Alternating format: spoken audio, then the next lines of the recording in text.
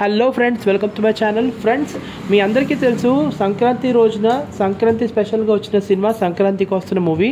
And ఈ సినిమాలో ఏంటంటే వెంకీ మామ మరొకసారి ఏంటంటే హ్యాట్రిక్ అయితే బ్లాక్ బస్టర్ హిట్ అయితే కొట్టాడు. కానీ ఈ సినిమా వచ్చేసరికి అసలు ఇన్ని రోజులు అవుతున్నా సరే వీకెండ్స్లో మాత్రం సంక్రాంతి కోసం ఇప్పటికీ అది ఫ్యామిలీస్ వచ్చి చూస్తున్నారు. అండ్ ఇప్పటికీ హౌస్ఫుల్ అవుతూనే ఉన్నాయి. హౌస్ఫుల్ అవ్వకపోయినా కనీసం చాలామంది జనాలు వస్తారు. అండ్ బేసిక్గా ఇప్పుడు సంక్రాంతి కోసం అనేది ఇప్పుడు 300 కోట్లు అయితే దాటింది ఫ్రెండ్స్. సో ఇది నిజంగా చాలా గొప్ప విషయం. వెంకీ మామకి మాత్రం ఇది చాలా పెద్ద రికార్డ్ అనే చెప్పొచ్చు. అండ్ ఈ సినిమాలో ఉన్న ఫన్ ఎలిమెంట్స్ అలా ఉంటాయన్నమాట.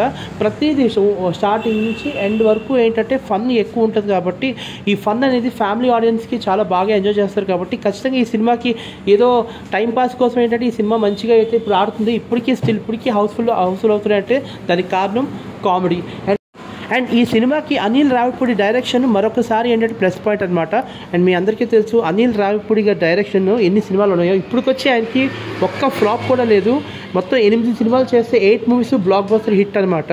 సో అట్లాంటిది సినిమా కూడా ఏంటంటే చాలా బాగుంది. అండ్ అలాంటిది ఇప్పుడు 300 కోట్లు కలెక్ట్ చేసింది. అండ్ ఇంకా స్టిల్ ఆడుతుంది. అండ్ ఇప్పుడు ఇంకొక కొన్ని డేస్ ఆగితే సంక్రాంతికి వస్తున్నాం అనేది ఓటీటీలో కూడా రాబోతుంది అనమాట. అండ్ ఓటీటీలోకి వచ్చి మరొకసారి షేక్ చేయడానికి వెంకీ మామ రెడీ అవుతున్నారు.